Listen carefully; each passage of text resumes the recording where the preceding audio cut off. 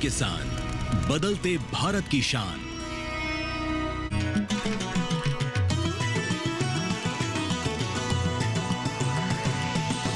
DD किसान, बदलते भारत की शान।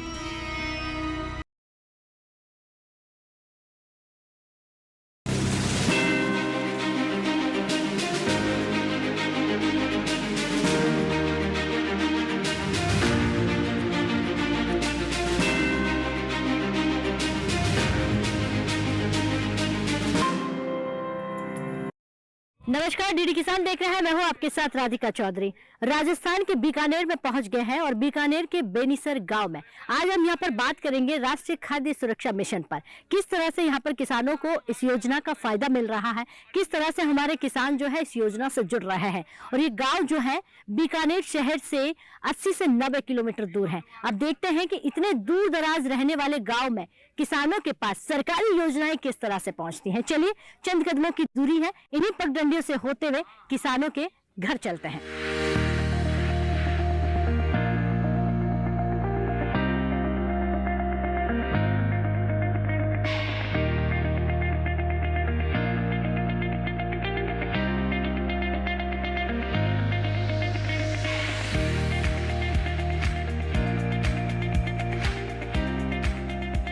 हमारा सफर जो है बेनीसर गांव में आकर पूरा हो जाता है। ये बीकानेर का गांव है। एक बार जोरदार से तालियां भाई अपने आप के लिए, बहुत स्वागत। और ये तालियों की गड़गड़ाहट जो है राजस्थान के बीकानेर और बेनीसर गांव का बार बार नाम इसलिए लिया जा रहा है कि शायद आप इससे पहले कभी नहीं जानते होंगे और ना ही आपने इस गांव का नाम सुना होगा।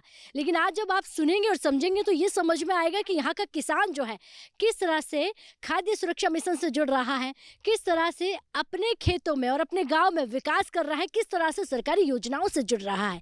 देखिए, बहुत महत्वपूर्ण हो जाता है क्योंकि हम हमेशा तिलहन और दलहन पर बात करते हैं। तो तिलहन या कि सबसे ज्यादा जो है यहाँ पर आपको देखने को मिलेगा, मूंगफली यहाँ पर सबसे ज्यादा होती है। और विभाग से देखिए, कृषि विभाग से हमारे साथ अधिकारी हैं, नाबार्ड से हैं, केवीके कृषि विज्ञान से भी हमारे साथ बैठे हुए हैं। जी नमस्कार। नमस्कार जी, मैं एकता एग्रीकल्चर सुपरवाइजर। जी, यानी कि किसानों के बीच में रहने का काम आपका होता है। जी। अच्छा, आप जब किसानों के बीच में जाती हैं तो ज्यादातर समस्या क्या आती है? इसमें मतलब सरकार की तरफ से योजनाएं चल रही है अभी कृषि विभाग में, जैसे पाइपलाइन, फुहारा, कृषि यंत्र और तारबंदी की। तो उसमें किसान आवेदन कर सकता है ई मित्र के माध्यम से। अच्छा, वो योजनाओं का लाभ उठा सकता है। नहीं, वो लाभ तो उठा सकता है, ये तो मैं भी जान रही हूँ, किसान भी जान रहा है। आप उनकी क्या मदद करती है जब आप किसानों के बीच में जाती है? क्योंकि फील्ड में आप रहती हैं, सुपरवाइजर हैं, आप जाकर देखती होगी, तो आप उन्हें क्या मदद करती है? सवाल ज्यादातर क्या पहुंचते हैं आपके पास? आप जब पहुंचती है तो कोई बात तो करते होंगे किसान आपसे? फसल उत्पादन में क्या समस्याएं आ रही है, तो उसके लिए आप मिट्टी की जांच भी करवा सकते हैं। इससे आपको पता चल जाएगा आपको कि मिट्टी में किस चीज़ की कमी है, तो उसी चीज़ को आप यूज कर सकते हैं। और मतलब बीज भी दिए जा रहे हैं सरकार से, प्रमाणित बीज, तो उन बीज का यूज करके भी अच्छा उत्पादन ले सकते हैं। ठीक है, बैठिए। अब हमारे जो किसान भाई है उन्हीं से जान लेते हैं। अब हमने अधिकारियों से तो पूछ लिया कि वो क्या काम करते हैं। जी, क्या नाम है आपका? नमस्कार राधिका जी, मेरा नाम मेघनाथ है और फौज से मैं रिटायर्ड हूँ, फिलहाल किसानी कर रहा हूँ। अब देखिए, पहले आपने देश की सेवा सरहदों पर की है और अब खेती बाड़ी करके अन्नदाता हैं आप, यानी दोनों ही महत्वपूर्ण हैं। अच्छा, मुझे बताइए कि खेती में आप क्या क्या करते हैं? खेती में मूंगफली की बिजाई करता हूँ और ग्वार, मोठ, बाजरा, ये सारा कुछ बीजता हूँ। यानी कि तिलहन की खेती करते हैं? तिलहन की ज्यादातर। कब से कर रही है? मैं 2010 से। और उससे पहले क्या लगाते थे?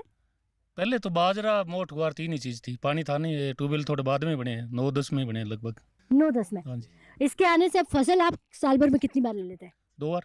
2 बार? हाँ जी। तो सीधा मतलब हो गया कि फायदा है। फायदा है। अच्छा, जब तिलहन की खेती करते हैं तो मूंगफली उत्पादन कितना होता है और बीज कौन सा लगाते हैं आप? बीज अभी तो 510 लगे हैं, समथिंग 10 कुंटल बीघे की बैठती है। 4 बीघा में 40 कुंटल लगभग। अच्छा, तो ये उत्पादन कैसे बढ़ा? कि अच्छे बीज की होने की वजह से बीज हो जानकारी? गया, अच्छे कृषि विद्यालय जो आते हैं केवी से, उनको काफी उन्होंने हमारी मदद की है, दवाइयों पानी के बारे में, बिजाई के बारे में, बीज के बारे में, और सारा कुछ उन्होंने बताया। तो उसकी वजह से बढ़ गया। पहले 8-9 था, अभी 10 से ऊपर भी निकल गया कुछ। मूंगफली में सबसे ज्यादा समस्या क्या आती है? मतलब कोई बीमारी बता समस्या पाएंगे? सबसे ज्यादा गोजे की आती है, गोजा लट जिसको बोलते हैं, हाँ हाँ, उसी की आती है। तो उसका समाधान क्या करते हैं आप लोग? समाधान तो कोई मिडा से। फौजी साहब, एक बात बताइए कि पिछले कुछ 10 सालों की अगर हम बात करें, बेनीसर गांव में कितना बदलाव आया है, कितने जागरूक किसान हो गए हैं? बहुत कुछ बदलाव आ गया। जैसे पहले तो जैसे हमारे पास चढ़ने के लिए बैलगाड़ी भी नहीं थी, और अभी हम गाड़ियों पर घूम रहे हैं, तो बदलाव तो आया है। निश्चित सीधा तौर पे विकास हो गया है। बिल्कुल विकास हुआ है। अच्छा, ये एक बात बार बार कह रहे हैं कि आमदनी हमारे किसानों की डबल होनी चाहिए, तो यहाँ पे डबल हो रही है? डबल तो नहीं हो रही, क्योंकि जैसे हमारे 200 कुंटल मूंगफली होती है और गवर्नमेंट MSP रेट पर खरीदती कितनी है, 25 कुंटल, तो 175 कुंटल मूंगफली तो वैसे ही देनी पड़ती है, जैसे बाजार के भाव देनी पड़ती है। कितना फर्क आ जाता है जो सरकार से को कम देते हैं और 1,500 रुपये के समथिंग आता है, 1,500-2 हज़ार के समथिंग है। अभी जैसे 5 है और MSP रेट 6,750 है, इसे हाँ। तो काफ़ी फर्क है। तो आप चाहते हैं कि पूरा खरीदा जाए? पूरा खरीदा जाए, और हम ये चाहते हैं कि बाजार के अंदर भी रेट अगर लगे तो MSP से 1 रुपया ऊपर लगे, न कि नीचे लगने से घाटा ही घाटा है। जी ऊपर लगे तो ठीक है, या फिर गवर्नमेंट MSP रेट पर खरीदे, वो भी अच्छा है। ठीक है, बैठिए। Thank you. चलिए आप भी खड़े हो जाइए सर। नमस्कार जी, नमस्कार मैम, क्या नाम है आपका? रमेश तांबिया, DDM बीकानेर यहाँ पर मैं काम कर रहा हूँ। जी, आप DDM हैं, तो मुझे ये बताइए कि अगर मैं इसी गांव की बात करूं, बेनीसर की, तो बेनीसर में तिलहन को लेकर आपने नया क्या दिया है नाबार्ड की तरफ से? जैसा कि मैडम आप बात कर रहे हैं तिलहन के प्रोडक्शन की और उसको सहेज के रखने की, तो नाबार्ड और भारत सरकार दोनों ही एक स्कीम है ISM, इंटीग्रेटेड सब स्कीम फॉर एग्रीकल्चर मार्केटिंग। यहाँ पर शॉर्टिंग ग्रेडिंग जिसको बात करें, या स्टोरेज के लिए जिसकी बात करें, जिसको अपन कहते हैं कि किसान को सही मूल्य मिले, उसके लिए यहाँ पर काफ़ी अच्छा काम हुआ है। यहाँ पर 2 गांव है रेडी, और वहाँ पर किसानों ने, अग्रणी किसानों ने वहाँ पर इसके लिए स्टोरेज बनाए हैं, जो आने वाले समय में किसानों को अपनी फसल को तुरंत बेचने के बजाय सही समय या सही मूल्य पर उनको मिले, उस समय तक गोदाम में रख के बेचने के लिए उनको तैयार किया जाएगा। ऐसी योजना यहाँ पर किसानों तक पहुँचाई जा रही है मैम। बेनिफिट मिल रहा है किसानों को? जी, 4 अग्रणी किसान हैं यहाँ पर जिन्होंने रेडी और उसके आसपास के गाँव में मेन रोड पर ही जो इनकी मंडी है, कृषि उपज मंडी, उसके आसपास गोदाम बनाए हैं, जी। जहाँ पर शूटिंग यूनिट भी बनाई। अच्छा, हमारे किसान भाई आपसे अगर कोई बेनिफिट लेना चाहे तो आप क्या क्या इनको फायदा दे सकते हैं? आप क्या क्या काम जो है इनके लिए कर सकते हैं? जो अपन इस योजना की बात कर रहे हैं ISM की, हाँ? सबसे अच्छी बात तो यह है कि कोई भी किसान अपने खेत पर अगर स्टोरेज यूनिट बनाना चाहे, यानी कि अपनी फसल को काट के सहेज कर रखने के लिए बनाना चाहे, तो छोटे से छोटा 50 मीट्रिक टन का और बड़े से बड़ा 5,000 मीट्रिक टन का गोदाम वो बना सकता है, शूटिंग और ग्रेडिंग यूनिट बना सकता है। कुल किए गए खर्च का अगर हमारा किसान सामान्य वर्ग का है तो उसे 25% अनुदान मिलेगा कुल किए गए खर्च का, और अगर बनाने वाली उद्यमी महिला या SC/ST कैटेगरी को बिलोंग करते हैं, कुल किए गए खर्च का 33% उनको सरकार अनुदान के रूप में वापस देती है। ठीक ऐसे ही, क्योंकि पैसा बैंक से लेना होता है तो बैंक ब्याज लगता है किसान के लिए, किसान को इस पर ब्याज देना होता है लगभग 9%। सरकार ने इसके लिए एक और योजना लागू की है, एग्रीकल्चर इंफ्रास्ट्रक्चर फंड। 9% ब्याज में से 3% सरकार वहन करेगी और 6% किसान को वहन करना है, तो लगभग 50 पैसे सैकड़ा, जो कि सामान्य से बहुत कम दर है, इस पर किसान को ये यूनिट बनाने के लिए पैसा दिया जाता है। क्या बात है, अगर किसान स्टोरेज बनाना चाहे तो आप लोग बना सकते हो, लेकिन महिला होगी तो उसका और ज्यादा बेनिफिट मिल सकता जी है। बिल्कुल बिल्कुल जी, इसके लिए क्या क्या डॉक्यूमेंट देना पड़ेगा, किससे जुड़ना पड़ेगा? क्योंकि यहाँ के जितने भी किसान हैं, मुझे लगता है आपसे जुड़ना चाहे क्या करेंगे? बहुत ही अच्छा माध्यम है, इसके लिए किसी के पास भी उनको जाने की जरूरत नहीं है, अपने घर से या किसी भी ई-मित्र पर जाएं। एग्रीकल्चर इंफ्रास्ट्रक्चर फंड का जो ऑनलाइन पोर्टल है, उस पर वो अपने मोबाइल नंबर से अपने आप को रजिस्टर करें, और जो एप्लीकेशन प्रोसेस है, माने कि ज़मीन की जमाबंदी, आधार कार्ड, 6 महीने का बैंक स्टेटमेंट, और जो वो काम करना चाह रहे हैं उसकी detail project report online submit कर दें। विद इन 30 डे वो अप्रूव होकर बैंक के पास, माने कि वित्तीय संस्था के पास पहुंच जाता है। वित्तीय संस्था ऑटोमेटिकली इनसे संपर्क करेगी कि आपकी एप्लीकेशन इस स्टेज पर है, और आप रिमेनिंग डॉक्यूमेंट या फिर जो पेंडिंग डॉक्यूमेंट्स उनको जमा करा के अपनी लोन एप्लीकेशन को प्रोसेस कर सकते हैं। लेकिन तामिया जी, सारे किसान इतने पढ़े लिखे नहीं है, क्योंकि आप देख सकते हैं इनके मूछें सफ़ेद हो गई हैं, बाल सफ़ेद हो गए हैं, बूढ़े हो गए हैं, तो ये ऑनलाइन तो नहीं पहुंच पाएंगे। दूसरा क्या माध्यम है कि वो वहां तक पहुंच पाए? मैडम, वैसे तो मैं आपकी इस बात को मतलब सहमत हूँ कि ये बाल सफ़ेद हो गए, ये अनुभव की निशानी है मैडम। अच्छा, लेकिन दूसरी बात ये कहूँगा मैडम कि लेकिन डिजिटल से इतना नहीं जुड़ा है मैं। मैडम, आज हमारा जो किसान भले ही सफ़ेद बाल वाला है, तो भी जो डिजिटल मोबाइल है, यानी कि जो हाथ से चलाने वाला मोबाइल है, कीपैड वाला नहीं, जिसको स्मार्टफोन कहते हैं, उसको वो इस्तेमाल करता है, और इतना आसान है कि वो बहुत ही आसानी से उस पर अपने मोबाइल नंबर से रजिस्टर करे। फिर भी अगर उसको कोई संशय है तो मैडम, मेंबर सेक्रेटरी नाबार्ड उसका होता है जी, सीधा मुझसे संपर्क कर सकते हैं, मैं उनको एनी डेस्क पे लेकर के उनकी एप्लीकेशन फाइल कर सकता हूँ। हाँ, बैठ जाइए। नमस्कार जी, नमस्कार राधिका जी, क्या नाम है आपका? बेनीसर में स्वागत है। बीरबल नाथ नाम है मेरा, मैं रिटायर्ड तहसीलदार हूँ और किसानी कार्य भी थोड़ा देखता हूँ। अच्छा, बच्चे देखते हैं। आप नौकरी से रिटायर्ड हैं अच्छा, मुझे ये बताइए कि नौकरी से ज्यादा इनकम खेती बाड़ी में है कि नहीं है? इनकम ज़्यादा है यदि टेक्निकल तरीके से की जाए खेती, आधुनिक तरीकों से, और मौसम भी साथ दे, वैज्ञानिक तरीका अपनाया जाए तो निश्चित रूप से होता है। बाकी हाईटेक हर किसान बन नहीं सकता। यहाँ का जो ज्योग्राफिकल सिस्टम है, पानी का जल स्तर है वो बहुत गहरा है। यहाँ कोई भी ट्यूबवेल स्थापित करता है तो उसको 20 लाख रुपए चाहिए। प्राइमरी जो खर्चा होता है वो बहुत भारी होता है। ऐसे में कोई साधारण किसान करता है तो पहले कर्जा बैंक से या प्राइवेट लेता है, तो वो कवर 1-2 साल में हो जाता है, तब तो सब कुछ ठीक है। यदि उस दौरान उसकी फसल कम हुई, मौसम विपरीत रहा, तो वो किसान थोड़ा परेशान रहता है आर्थिक रूप अच्छा, से। एक बात बताइए, जो पानी अब बहुत नीचे जा रहा, पानी का लेवल जो है बहुत नीचे हो गया है, हाँ। ऐसे में हम किसान भाइयों को, यानी आपके जो गांव वासी हैं, उनको क्या करना पड़ेगा? क्योंकि वो तो धीरे धीरे और नीचे आने वाली पीढ़ियों के लिए तो बचेगा ही नहीं। हाँ बिल्कुल, इसके बचाव के लिए एक ही उपाय है, कम पानी से जो पैदा होती है फसलें, जैसे इसबगोल है, जीरा है, और उसके बाद में तिलहन में सरसों है, ये ठीक है। हमारे यहाँ मुख्य रूप से मूंगफली का उत्पादन करते हैं, और मूंगफली 6 महीने तक पानी की सिंचाई करनी पड़ती है।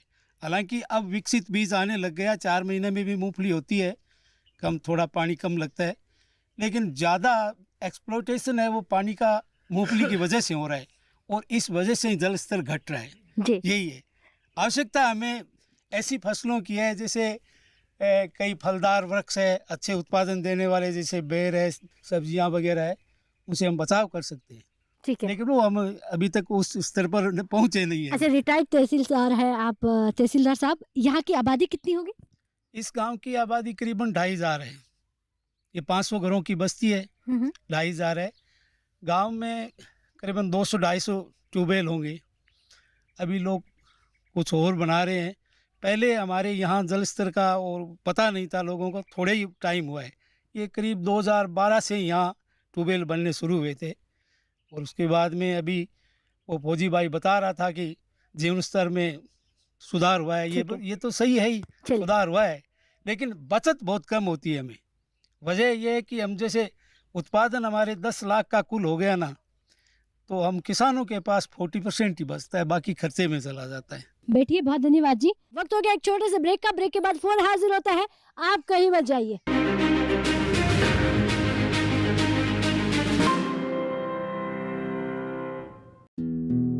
हर साल फसल कटाई के बाद पराली जलाना कई तरह के प्रदूषण और स्वास्थ्य समस्याओं को जन्म देता है। पराली जलाने से पर्यावरण में carbon dioxide, carbon monoxide, nitrogen oxide, sulphur dioxide और मीथेन की अधिकता हो जाती है, जिससे लोगों को आंखों में जलन, सांस लेने में दिक्कत, खुजली और एलर्जी जैसी समस्याएं बढ़ जाती हैं। ऐसे मौसम में अस्थमा के मरीजों को ज्यादा समस्या होती है। पराली जलाने से मिट्टी को उपजाऊ बनाने वाले किसान के मित्र कीट भी मर जाते हैं, जिससे मिट्टी की उर्वरक क्षमता को बहुत ही क्षति पहुंचती है। किसान भाई सरकार द्वारा दी जा रही पराली प्रबंधन योजनाओं का लाभ उठाएं।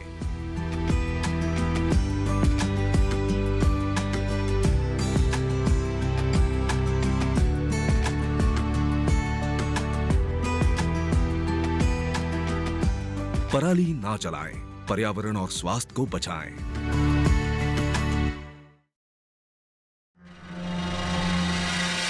हर साल लाखों एकड़ खेतों में पराली जला दी जाती है, जिससे प्रदूषण बढ़ता है। इतना ही नहीं, खेतों में 3-4 बार पराली जलाने से खेत बंजर भी होने लगते हैं। अगली फसल की तैयारी के लिए क्या यही अंतिम विकल्प है?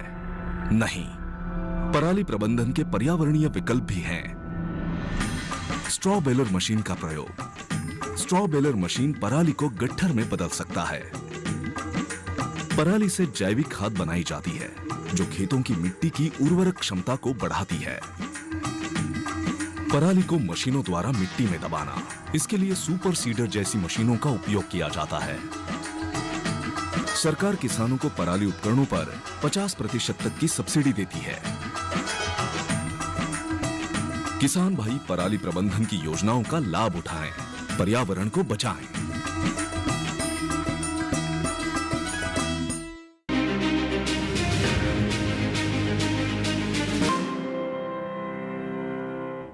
ब्रेक के बाद बहुत स्वागत। चर्चा को आगे बढ़ाते हैं, बात राजस्थान के किसानों से करते हैं। ये धोरों की धरती पर क्या होता है वो जानना महत्वपूर्ण हो जाता है कि यहाँ पर हमारे जो अन्नदाता है क्या लगाते हैं। नमस्कार। नमस्कार, मेरा नाम मदन है और मैं इन्फोसिस में पहले सीनियर सॉफ्टवेयर इंजीनियर था। वो काम छोड़ के अब मैं किसानी कर रहा हूँ। नौकरी कैसे छोड़ दी आपने? नौकरी नहीं छोड़नी चाहिए, खेती में कहाँ फायदा है? नहीं, खेती में फ़ायदा है। वैसे नौकरी तो मजबूरी बस छोड़ी थी। मेरे फादर साहब कोविड में एक्सपायर हो गए थे इसलिए छोड़ी थी, पर अब उससे ज़्यादा बेनिफिट इधर है। नौकरी से ज्यादा कमा रहे हैं आप? हाँ, नौकरी से बहुत ज़्यादा कमा रहा हूँ। बहुत ज्यादा का मतलब आपके यहाँ गुना समझो तो 3 गुना हो गया होगा, जहाँ 1 गुना था तो 2 गुना बढ़ गया होगा। मैंने 18 लाख के पैकेज पे छोड़ी थी। अब आगे आप अंदाज़ा लगा लेना कि मैं क्या चल रहा है। सारे किसान ही हमारे खेती करते हैं, तो आप किस तरह से कर रहे हैं? क्योंकि आजकल की स्मार्ट खेती हो गई, हाईटेक खेती जिसे कहा जाए, तो उस खेती से जुड़े हुए हो या जो हमारी पुरानी खेती है? खेती तो वैसे देखो तो बहुत ज़्यादा एडवांस खेती कुछ नहीं है। मैं ग्राउंड नट पे ही सबसे ज़्यादा ध्यान देता हूँ। इसके अलावा मैं ग्राउंड नट की सीड में इन्वेस्ट करता हूँ। मैं प्राइवेट फर्म है उसके साथ मिलकर काम करता हूँ, तो ज़्यादा इनकम उससे है। और बाकी फार्मिंग में ये जो बाकी भाई लोग करते हैं ऐसे ही करता हूँ। बस ध्यान जब खेती करनी है तो 100% उसी पे फोकस रख के खेती करनी है। मतलब अच्छा, खेती के लिए क्या ज़रूरी है? अगर हमारा किसान उसे स्मार्ट खेती बनाए तो महत्वपूर्ण चीज़ें क्या होनी चाहिए? क्योंकि देखिए, अगर हम कहेंगे सरकार की ये चीज़ें नहीं है, वो नहीं है, वो पहुँचते समय लग जाएगा। हमें किस चीज़ का ध्यान रखना चाहिए कि खेती हमारी स्मार्ट हो जाए?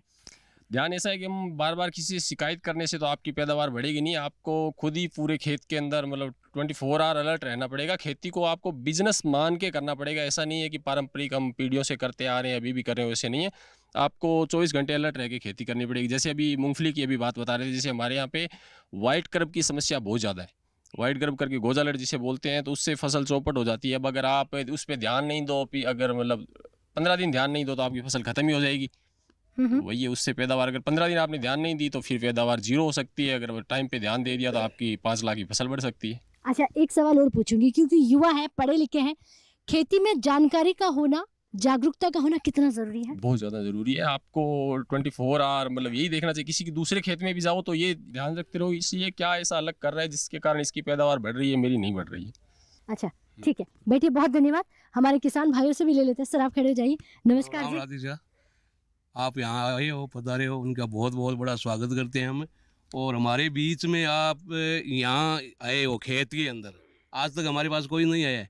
आके आपने किसानों की समस्या सुनी, इसके लिए बहुत बहुत धन्यवाद देता हूँ। नाम क्या आपका? मोहन नाथ सिद्ध। अच्छा, मोहन नाथ जी, जब आज पूरा भारत आपको सुनेगा तो कहेगा कि मोहन जी ने कितना धन्यवाद किया राधिका जी का। दूसरा, ये जो आपका खेत है ये शहर से कितना दूर है?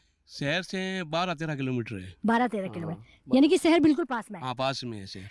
तो कनेक्टिविटी जो भी लगाते हो शहर तक पहुंच जाता है? हाँ, पहुँच जाती है। जी। यहाँ रोड भी है, ऐसी बात नहीं है। और जैसे वो बने तो वो 4x4 गाड़ियाँ और है, थोड़ा बहुत कच्चा होता है उसमें चलता है, कोई नहीं है। लेकिन विकास की बात करें, विकास की, बदलाव की बात करें, हमारे किसानों के लिए पिछले कुछ सालों में बदलाव कितना हुआ? बदलाव हुआ है, खूब हुआ है।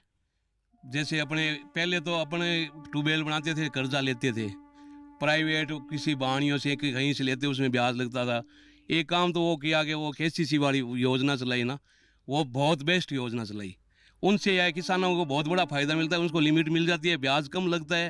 और अब फिर बाद में उसमें एक दिक्कत हो रहा थी KCC में कि भाई पूरे पैसे भरने पड़ेंगे, फिर ब्याज, तब फिर इतनी हमारी इनकम नहीं होती, तो किसी से लेकर एक बार 2 दिन के लिए भरते हुए से, तो फिर हमने यहाँ कोई थोड़ा मुद्दा भी उठाया, शिकायत भी हुई थोड़ी बहुत।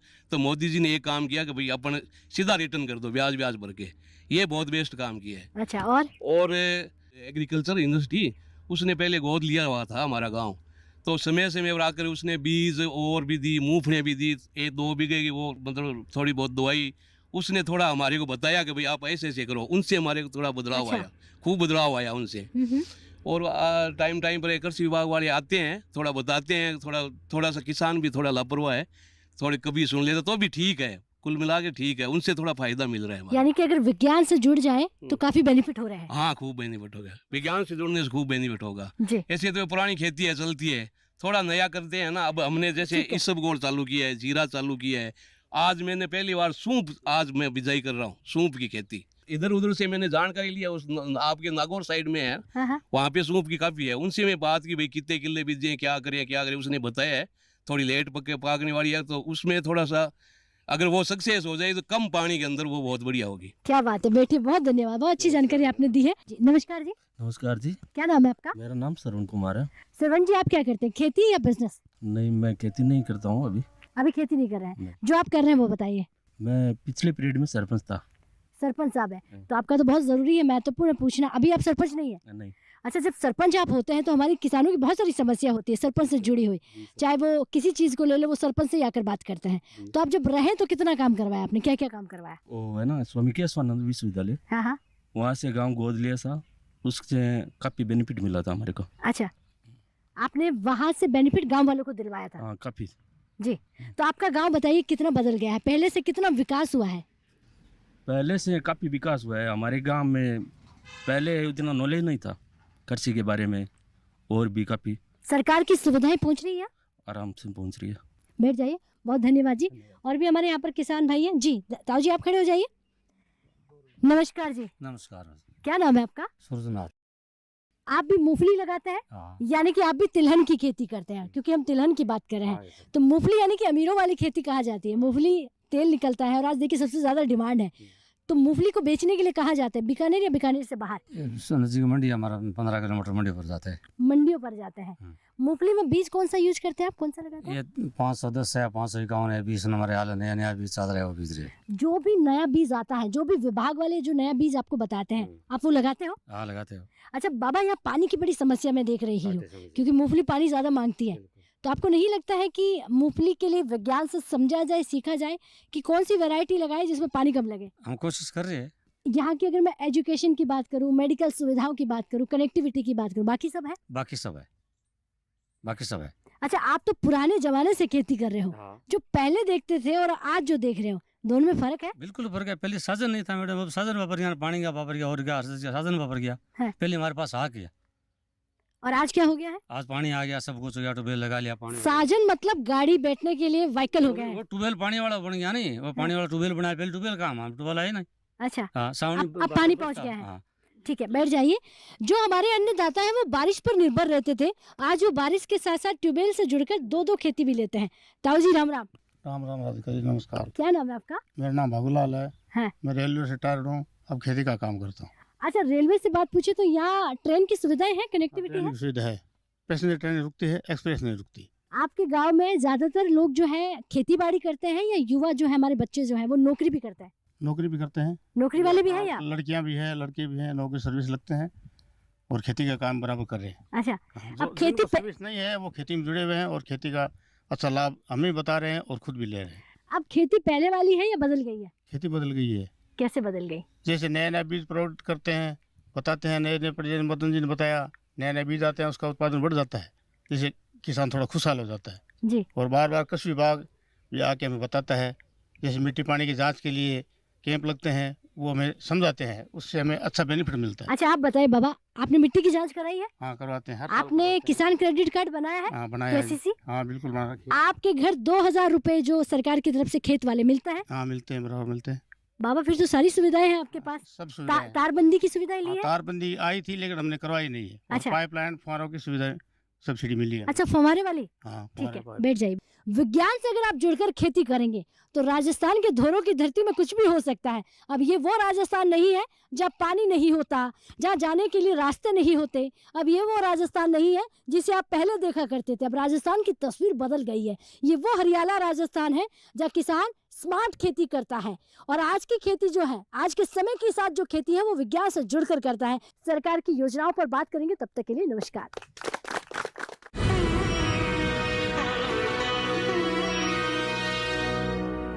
ये कमबख्त पता नहीं चश्मा भी कहाँ चला गया।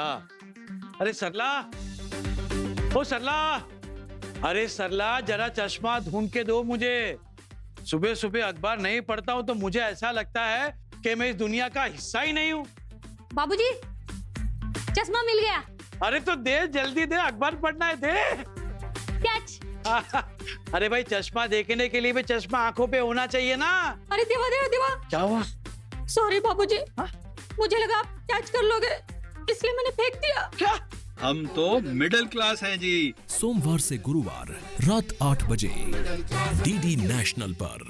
वही है प्रीतम ठाकुर साहब का लड़का जिससे तुम्हारी शादी होने वाली। मैं अपने एग्जाम में फर्स्ट क्लास फर्स्ट पास हुआ हूँ। बहुत बहुत मुबारक हो। वो तुम्हारी बहन है ना शरण, उसे देखता हूँ तो जान से मार डालने को दिल करता है, और तुम्हें देखता हूँ तो मर जाने को दिल करता है। तुमसे शादी करने से पहले ही तुम्हें देखना चाहती थी, समझना चाहती थी। इंडिया का सॉन्ग इसीलिए रचा। तुमने तो हमको मार ही डाला। जितनी जल्द हो सके अनिल से शादी करके ठाकुर के घर में जम जाओ। तुम्हें जान के खुशी होगी कि अगले एतवार को हम दोनों भाइयों की मंगनी एक साथ होगी। अनिल अब इस दुनिया में नहीं। ठाकुर का एक बेटा मर गया तो क्या हुआ, अभी दूसरा बेटा तो जिंदा है। मैं उसके बच्चे की माँ बनने वाली हूँ। तो सरिता से शादी कर और इसी से मुझे अपने अनिल की आखिरी निशानी। ये कैसे हो सकता है माँ? सरिता अनिल की है, अनिल तुम्हारा अपना खून, मेरा सगा भाई। नहीं प्रीतम नहीं, ये नहीं हो सकता। हम भी शिकारी, तुम भी शिकारी। फ्राइडे हाउसफुल में देखिए फिल्म प्रीतम 18 अप्रैल रात 8 बजे डीडी नेशनल पर।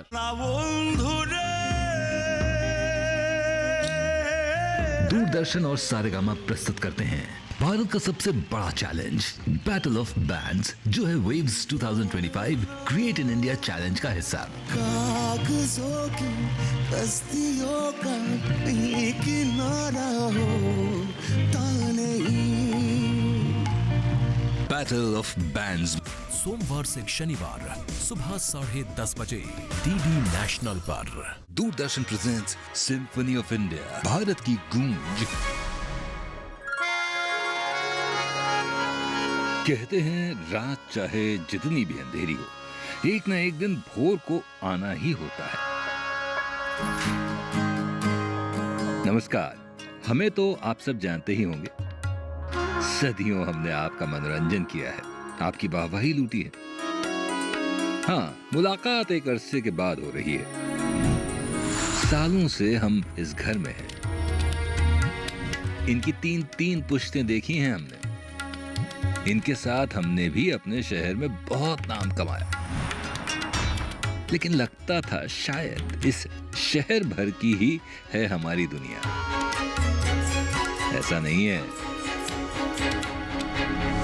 हमें मिला है निमंत्रण। संगीत के सबसे बड़े महोत्सव में शामिल होने का। एक ऐसा महोत्सव जिसमें देश ही नहीं पूरी दुनिया शामिल होगी और मनाएंगे मिलकर इस संगीत का जश्न। एक बार फिर हमारी गूंज सब तक पहुंचेगी। तालियों से हमारा स्वागत होगा और हम भारत के गीत संगीत का परचम लहराएंगे।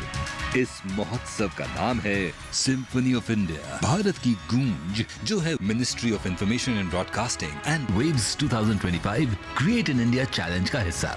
देखिए सिम्फनी ऑफ इंडिया, भारत की गूंज, सोमवार से शनिवार प्रातः 9:30 बजे डीडी नेशनल पर। कुमार भरत को राज सिंहासन पे बिठाने का और दूसरा कुमार राम को वनवास में भेजने का।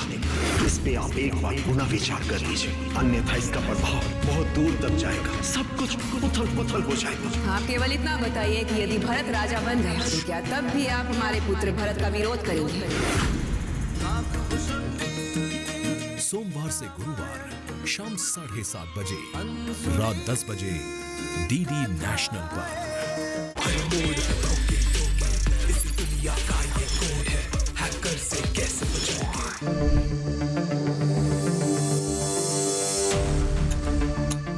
ये कृति तो सुषम के लायक ही नहीं है। शायद तुझे सुषम ने नहीं बताया, लेकिन उसका कॉलेज में ना एक लड़की के साथ अफेयर था। मैंने हमेशा से सुषम से प्यार किया है। ये इसने 4 तारीख को क्या पोस्ट किया है?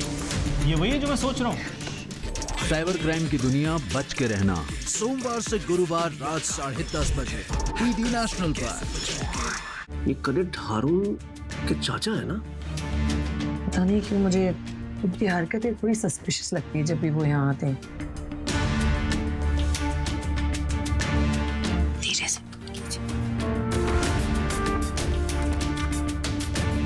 तुम्हारे इन कंधों पर पूरे देश की सुकून भरी जिंदगी, उसके लिए तुम्हें जगना होगा हर हाल में। सोमवार से गुरुवार रात 9 बजे डीडी नेशनल पर।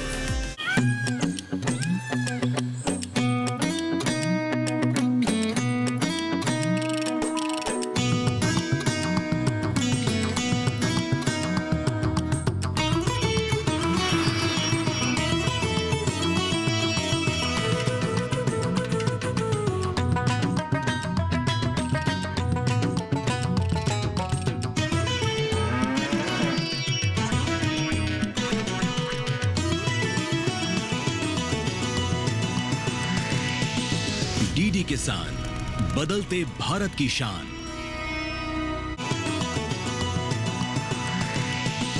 डीडी किसान, बदलते भारत की शान।